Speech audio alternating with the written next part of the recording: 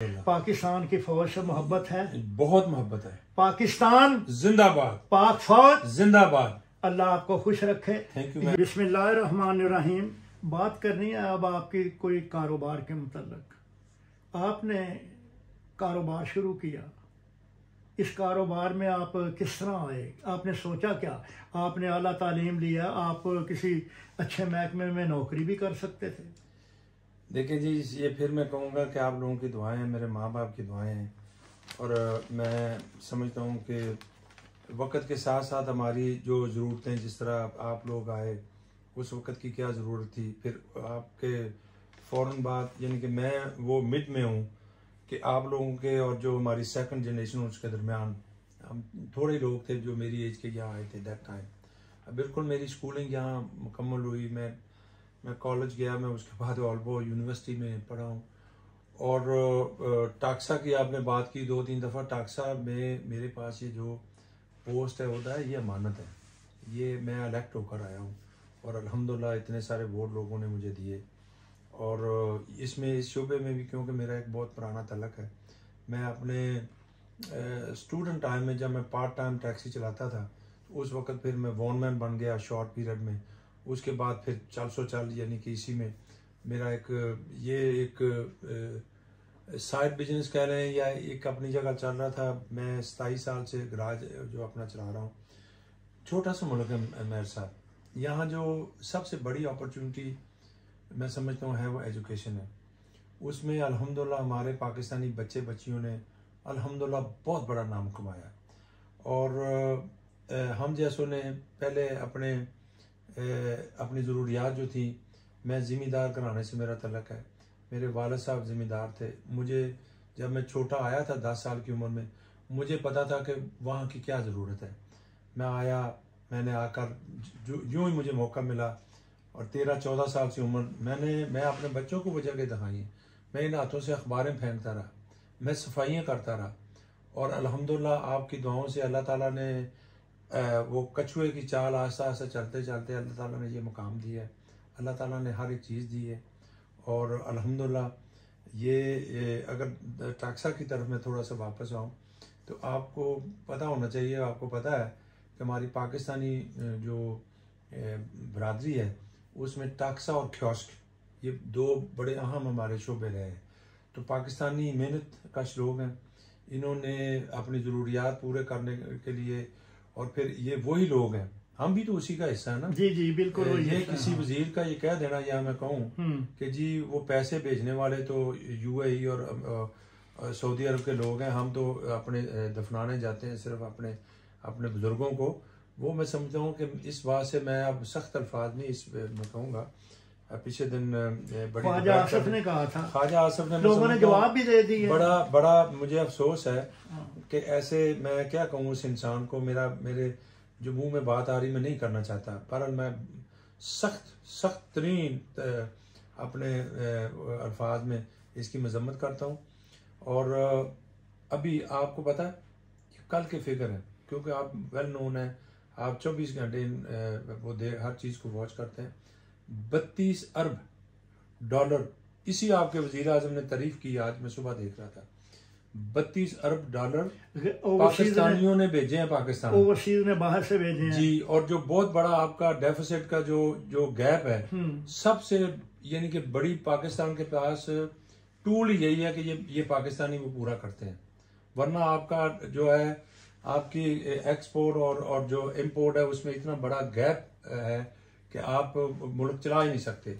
सो ये चीज़ फिर उस तरफ जाएगी कि पाकिस्तानी बड़ी मेहनती कौम है। और टैक्सी चाहे न्यूयॉर्क में लोग चलाते हैं, ओस्लो में चलाते हो, यहाँ चलाते हो, और यहाँ आपको पता होना चाहिए कि जो इस वक्त सिचुएशन है, मैं जानता हूँ सारे डेनमार्क के अंदर हमारे पास सारी स्टैटिस्टिक हैं। कोपेनहेगन टाक्सा जिसमें हम बैठे हैं, यहाँ पाकिस्तानियों की अक्सरियत है। हमारी जो सबसे ज़्यादा वॉनमैन है वो पाकिस्तानी है, और इसी तरह हमारे मेंबर जो हैं वो पाकिस्तानी हैं। इसी तरह इस हाउस के अंदर जिसके अंदर आप बैठे हैं, यहाँ मोर देन 70 पीपल जो काम करते हैं। 1 अरब करोड़ की जो हमारी आमदनी है साल की, इस फर्म की, उसको इस वक्त जो कह लें कि एज ए फोरमैन अगर मैं बैठा हूँ तो ये पाकिस्तानियों की वजह से भी बैठा हूँ। तो ये फील्ड इस तरह की है। और बाकी ये अमानत है मेरे पास उन लोगों की जितने अरसे के लिए मैं हूँ, तो इंशाल्लाह आने वाला वक्त भी हमारे लिए अच्छा होगा। कितने अरसे के लिए आपको टाक्सा का फोरमैन बनाया है? ये आज इस ऑफिस में मौजूद हैं आप? ये मेयर साहब इस तरह है कि कोपनहेगन टाक्सा जो है ये वाहिद, ये डॉक्टर साहब भी पहले आपसे बात कर रहे थे, ये वाहिद कंपनी है जो वॉनमैन जो हैं या कह लें कि जिसके मालिक जो हैं ये जो हमारे मेंबर हैं वो हैं। और ये सारा सिस्टम जो है बोर्ड ऑफ गवर्नर्स जो है जिसका यानी कि मैं चेयरमैन हूँ, वो 7 बंदों पर है और जिसमें 4 पाकिस्तानी हैं, 3 डैनिश हैं। पहले 2 तुर्की थे, 3 पाकिस्तानी थे, 2 डैनिश थे। तो ये चीज़ें होती रहती हैं। यहाँ हर साल इलेक्शन होता है। फोरमैन जो वो 2 साल के लिए इलेक्ट होता है डायरेक्ट फ्रॉम जनरल अजलास से ना, यानी कि वो। और बाकी जो हमारा जो प्रोसीड्यूर्स है उसमें कुछ लोग जो हैं 2 साल के लिए इलेक्ट होते हैं, कुछ लोग जो हैं वो 1 साल के लिए इलेक्ट होते हैं। हर मेंबर जो अपना वोट देता है। हमारे यहाँ जो है मेंबर्स की तादाद तकरीबन 450 है। गाड़ियाँ जो हैं टाक्सा के अंदर तकरीबन गालबन मैं आज ही फिगर देख रहा था 942 गाड़ियाँ हैं। और ये सारा जो निज़ाम है यानी कि ये जो आप देख रहे हैं इसमें मोस्ट ऑफ ये जो हमारा टाक्सा का जो हाउस है यहाँ जो आपकी मुलाकात पहले हुई हमारे डायरेक्टर हैं, उनके अंडर उनकी जो सारी टीम के वो कप्तान वो हैं और एडमिनिस्ट्रेटर वो हैं। और उसमें मदाखलत जो है हम लोग नहीं करते, हम पॉलिसीज बनाते हैं। हमारी ज़रूरियात जो हैं वो क्या है, हमारी बेहतर सर्विस के लिए किस चीज़ की हमारी ज़रूरत है, वो चीज़ें हम जो है हम वो फैसला करते हैं अक्सरियत से जाकर। फिर हम अपने डायरेक्टर को या इस साइड पर जो है मिलकर जो है उन चीज़ों पर काम होता है। और टाक्सा जो है ये 115 साल इसे हो चुके हैं, 116वां साल है। और ये एक बेहतरीन जो है इसका सारा सिस्टम जो है, ये हाउस इसके अंदर आप बैठे हैं, इसकी एक बहुत बड़ी वैल्यू है इन फिगर। तो ये हमारा अपना हाउस है और ये सारी चीज़ें अल्हम्दुलिल्लाह एक बड़े वेल ऑर्गेनाइज तरीके से चल रही हैं। और इसमें पाकिस्तानियों का सबका है। मैं तो सारे मेरे कुलीग हैं, डैनिश भी उतने, तुर्की भी उतने, दूसरे भी, लेकिन पाकिस्तानियों का एक अहम किरदार है। डेनमार्क में सबसे बड़ी फर्म टाक्सा है जी, इससे भी कोई और बड़ी है? डेनमार्क में जो वॉनमैनों की आयन फर्म जो है वो टाक्सा फियाकांग फेमस है, लेकिन ये जो डेन टैक्सी है वो तादाद में गाड़ियां उनकी हमारे से ज्यादा है, ज्यादा गाड़ियां, लेकिन वो इन्वेस्टर हैं। हाँ उनमें। और वो जो पीली गाड़ियां हैं जो आमायुपो है वो वॉनमैनों की फर्म नहीं है, वो उनके पीछे बड़ी इन्वेस्टर हैं, वो उनकी फर्म है जिसमें वो लोग गाड़ियां चला रहे हैं। यानी हमारी ये जो है हम मालिक हैं खुद, इसके ओनर हैं ना, हम ओनर हैं। यानी तो आपको ये ओहदा जो मिला है टाक्सा फर्म का सदारत या सदर की हैसियत से, फोरमैन की हैसियत से, आपको एजाजी है या कोई बेनिफिट भी मिलते हैं आपको इसके? जी, यहाँ एक सिस्टम के अंदर जो है हमारी तनख्वाह है, मुझे एक तनख्वाह दी जाती है मंथली, सालाना, जो भी आप एक अमाउंट रखी है जो डिसाइड होती है। दफ्तर है दिया हुआ आपको? दफ्तर, ये सारी सहूलतें तो है ना जी, तमाम है। ये तो दफ्तर तो होगा तो मैं यहाँ आकर काम कर सकता हूँ ना। मैं बहुत सारा वक्त यहाँ अपना सॉल्व करता हूँ। मुझे अपनी गराज से बहुत सारा टाइम जो है वहाँ मैंने अगर बड़ी जल्दी से कहूँ तो काफ़ी नुकसान किया यहाँ आने से, क्योंकि यहाँ कुछ चीज़ें ऐसी थी और मैंने अपने दोस्तों, अपने कुलीग्स की कह लें हेल्प से, आप लोगों की दुआओं से हमने बड़ी वो चीज़ें सॉल्व की है। तो तनख्वाह हमें मिलती है जी, जो भी हमारा मेंबर है मुझे तनख्वाह मिलती है सबसे ज़्यादा। मेरे अंडर एक मेरे साथ हमारे नेक्स्ट फोरमैन है, वो डैनिश हैं, गनी, उसे तनख्वाह मिलती है, मुझसे नीचे वो हैं। उसके बाद जो हमारे प्रोसीड्यूर्स के मेंबर हैं उन्हें एक तनख्वाह मिलती है।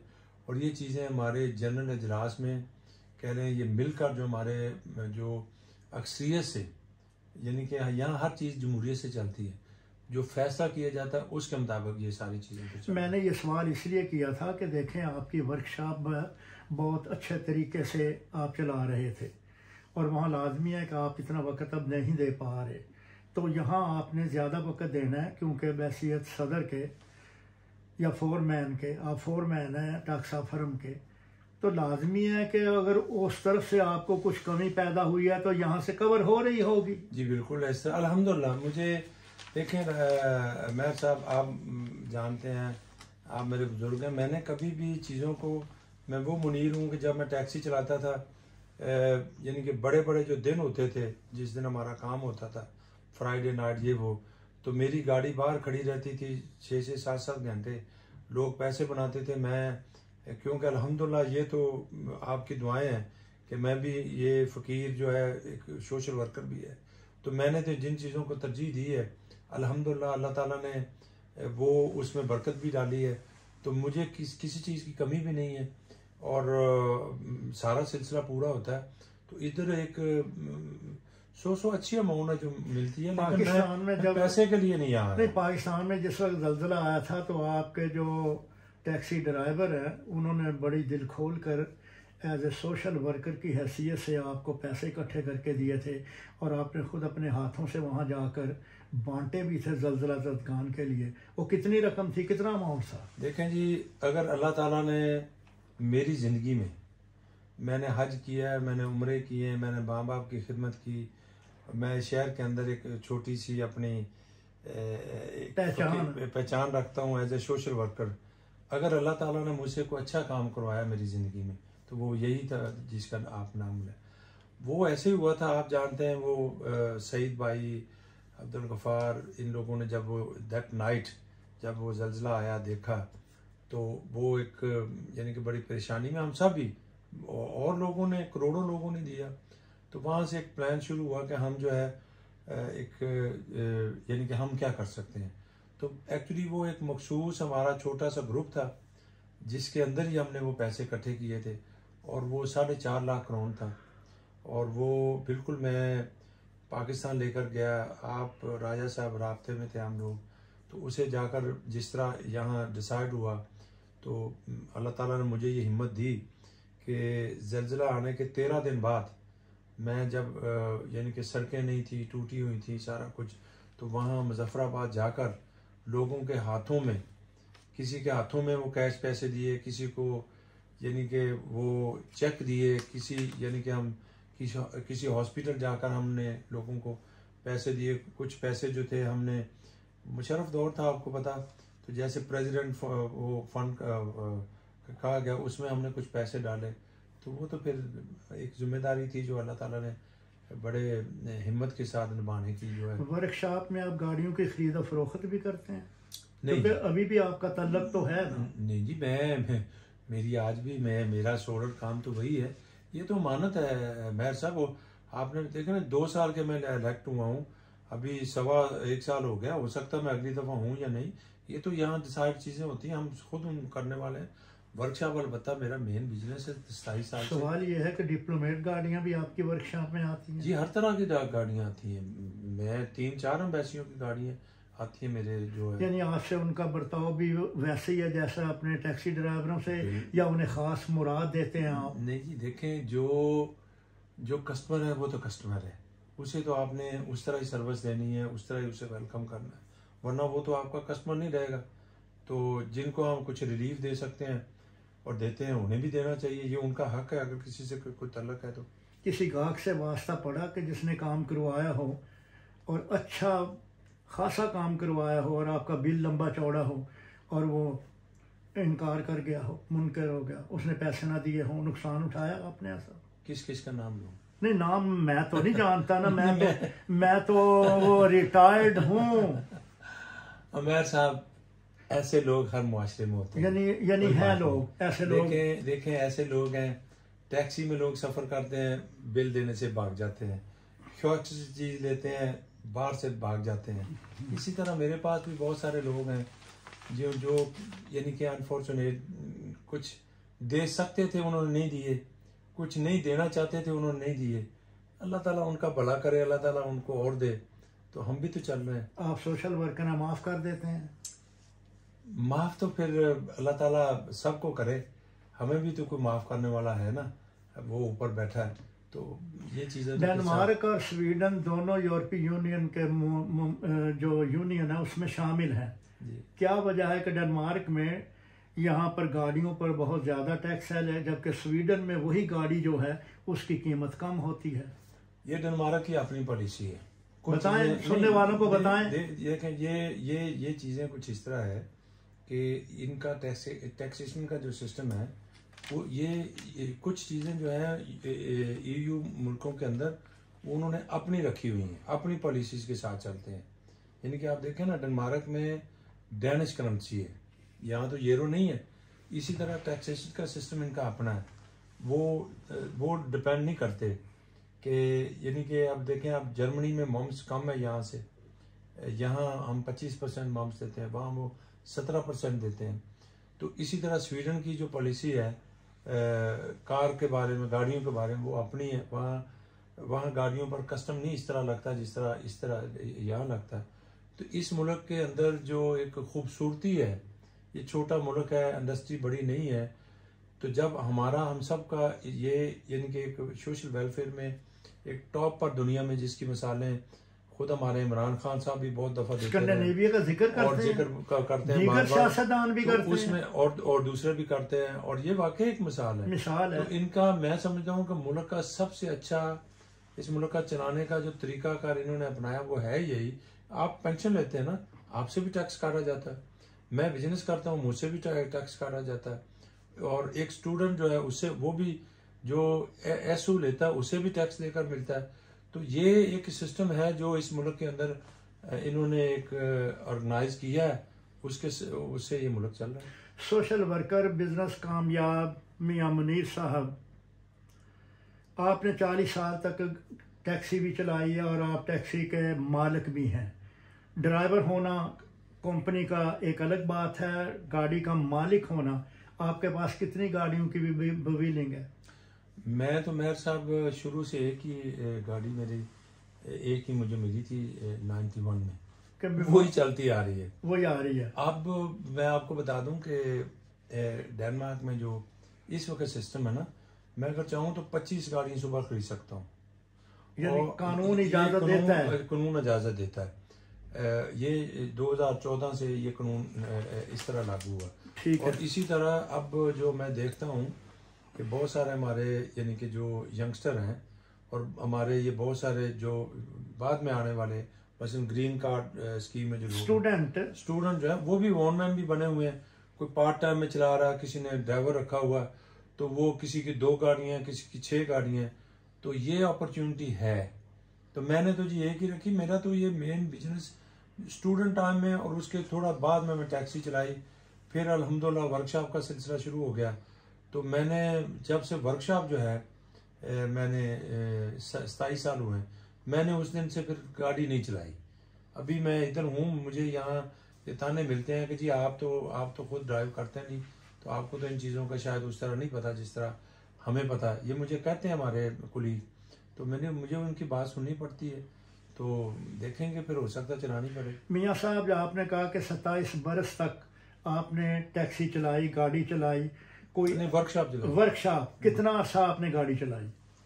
मैंने अभी चलाते हैं? मैंने टैक्सी जो है 82 में शुरू की थी, ठीक है, और फिर मैंने वर्कशॉप जो है 96-7 में मैंने वर्कशॉप शुरू की थी, ठीक है। तो उस वक्त तक मैंने टैक्सी चलाई। इस दौरान कोई ऐसी सवारी बहुत ज़्यादा कीमती अपनी चीज़ या अशिया या कोई बहुत कीमती चीज़ भूल गई हो, आपको कोई याद आ रही है, आपने वापस की उसे? जी, मुझे कई वाक़या याद हैं, लेकिन एक वाक़या का जिक्र जो है ज़रूर तकबीर रिसाला में हुआ था, शायद राजा साहब ने वो पढ़ा था। तो वो राजा गफूर अफजल, ये जो सामने बैठे हैं कम्युनिटी चेयरमैन जी, ये इन्होंने मेरे ख्याल में वो पढ़ा था तकबीर रिसाले के। वो सलाउद्दीन साहब यहाँ आए थे। हाँ जी, तो बताएं उनसे चंद दिन पहले की वो बात थी। तो मैं बात लंबी नहीं करता। वो ऐसे था कि मैं स्टेशन पर खड़ा था और अमेरिकन थे 2 कपल, उन्होंने यानी कि काफ़ी, वो हमेशा बड़े टैची केस होते हैं ऐसे ऐसे सूट केस, तो वो हमारे कुलीग जो ना, जैसे नहीं कहते कि थोड़ा सा अवॉइड करते हैं कि शॉर्ट सा टूर, तो मैंने उनको बिठाया, उन्होंने बैठते ही मुझे याद है 50 करोड़ दे दिए। तो ये टिवाली साइड से स्टेशन से उन्होंने ईस्ट गेट साइड वहाँ एक होटल में बुकिंग होगी, उन्होंने वहाँ जाना था, तो वो उसने पहले पैसे रख दिए 50 करोड़। तो उन दिनों हमारा मीटर चलता था 8 करोड़ पर, तो कोई 22-23 करोड़ बनने थे, तो 50 करोड़ तो वेल। तो मैं उधर गया, उनको जाकर वहाँ उतारा, तो वो मेरे साथ हेल्प कर रहे थे, मेरे पास स्टेशन कार थी, तो बंदा अच्छा था, हम चीज़ें निकाल रहे हैं। तो जब वो सारा सामान निकाला, मैंने उन्हें बाय बाय कह दिया, तो मैं वहाँ से चल निकला। तो मैं गाड़ी आगे देनी थी, मैं अब बात शॉर्ट करता हूँ, पर शॉर्ट ये है कि वो अपना एक बैग भूल गए जिसके अंदर उनकी टिकटें थी, उनका पासपोर्ट था, उसके अंदर मेरे साहब $6000 थे, जो मैंने बाद में मुझे पता चला, यानी कि मैं जब अपने जो सच्ची बात अब करने लगा हूँ कि वो उनका बैग जो है इस तरह लेकर मैं अपने ड्राइवर को गाड़ी दी, बैग तो मैंने देख लिया, उठाकर मैंने अपनी प्राइवेट गाड़ी में रखा, अर्बरसोन में रहता था, अपने घर ले गया, बैग को मैं अंदर ले गया। मैं बिल्कुल, ये बात किसी ने नहीं आज तक सुनी, तो वो मेरे जहन में था कि वो टिवाली जाना था बच्चों ने, मैं कहा मैं ज़रूर जाऊँगा, जाते उनको देकर जाऊँगा। लेकिन जब मैंने उसे खोला तो उसमें बहुत सारे पैसे थे, जो सच्ची बात है। अब मैं पहली दफ़ा ज़िंदगी में ये बात किसी से शेयर कर रहा हूँ और इतनी बड़ी आपकी ये सुनने वाला, तो मेरा थोड़ा सा दिल किया कि यार ये तो बहुत सारे पैसे हैं, दबा लो। मैंने बात की तो मेरी वाइफ ने फ़ौरन कहा, उसने कहा नहीं, ये जिसके हैं, अगर आपको पता तो फ़ौरन हमने उसको देना, वापस करो। मैंने कहा तुम ठीक कहती हो। अच्छा, अब वो उन बेचारों ने ना नंबर लिया गाड़ी का, उन्हें नहीं पता था, लेकिन उन्होंने हमारे जो संसार जो था वहाँ पे उससे उन्होंने राब्ता किया। अच्छा, वो मेरे साथ जो गाड़ी चलाते थे उन्हें नंबर का नहीं पता था।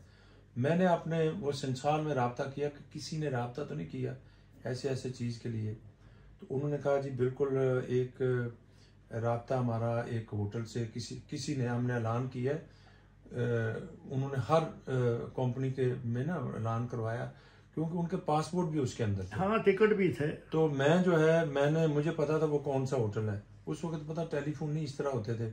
मैंने उस होटल का नंबर निकाला घर से, रास्ते में मैं उसको फ़ोन किया, मैंने रिसेप्शन पर वो मैंने कहा ऐसे 2 अमेरिकन कपल थे ऐसे, तो वो कहती ये मेरे पास ही खड़े हैं, वो बहुत परेशान है ये वो। मैंने उस बंदे से बात की, मैंने उनसे कहा कि मैं वो ड्राइवर हूँ जिसके वो आपका बैग गाड़ी में भूले आप। तो वो बिल्कुल वो ऐसे जैसे उसकी दुनिया ही बदल गई। मैंने कहा विद इन 15-20 मिनट में आपके पास हूँ।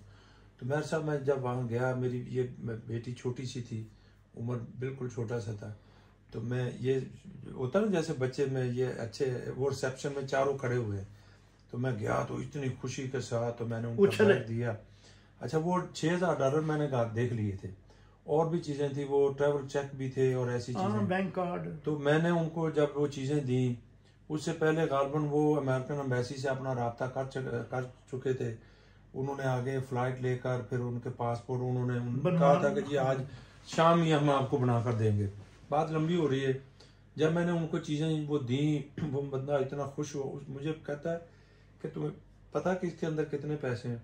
मैंने कहा कि मुझे पता कि इसके अंदर $6000+ है। कहता फिर भी तुमने हमें यहाँ लेकर आ गया। मैंने कहा कि बिल्कुल, मैं वहाँ मैंने ये बात की, मैंने कहा मैं एक पाकिस्तानी हूँ और मैं बिल्कुल, मेरे कल्चर में, मेरे दीन ने यही सिखाया, तो ये आपकी अमानत है। तो वो मेरे साहब उसने फटाफट वो खोला, उसने पासपोर्ट अपने वो चारों जो थे उन्होंने निकाल कर, कहता बाकी तुम सारा कुछ ले जाओ।